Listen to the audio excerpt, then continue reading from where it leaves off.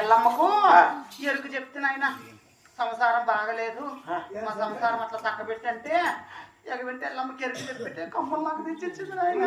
ఈయన మొండమయ్యా, ఈయన దండగడగా, ఈయన పెళ్ళాన్ని గురువు కట్టుకోనాలి. కట్టుకోండి బాబా. కాదా నాకు డౌట్, గురువులో వచ్చి నిన్ను కట్టుకో.